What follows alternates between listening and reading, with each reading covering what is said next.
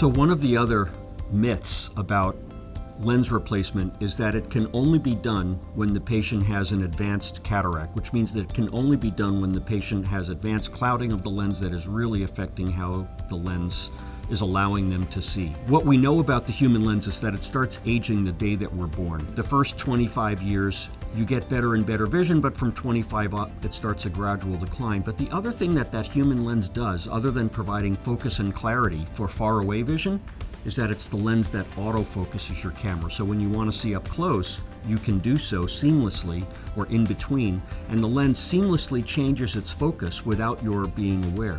Unfortunately, literally from the day that you're born, your human lens gradually loses the ability to autofocus, and then almost universally, in the 40s, in the 5th decade of life, the resultant increasing loss of autofocusing results in the person not being able to see up close anymore, and they start holding things further away, and then they start getting into bifocals and reading glasses and over-the-counter magnifiers that you see all over the place in the drugstore, and that's the reason for that.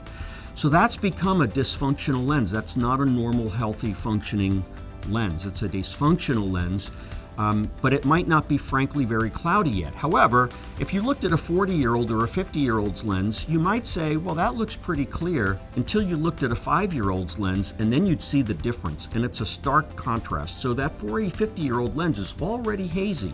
It's not quite cloudy enough necessarily to call it a cataract, but it absolutely is cloudier than it was when you were much younger. And it's dysfunctional. So it's not uncommon to have people come in who want to correct their vision, and that's what we do here at Vision for Life. We correct vision.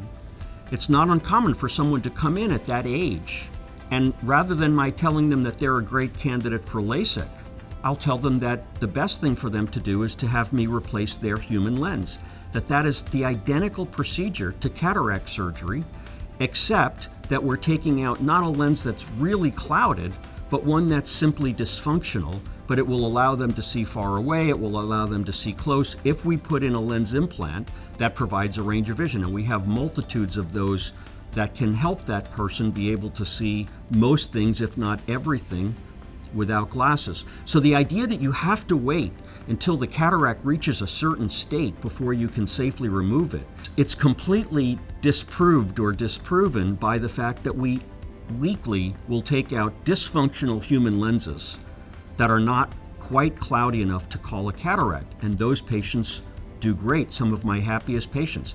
And rather than having LASIK and then still wearing reading glasses, these people can see far, they can see close, they can see in between, and they'll never get a cataract because we've taken out the human lens while it was dysfunctional, not a normal healthy human lens, but an aged one. But it's also never going to get clouded because the implant should stay clear indefinitely.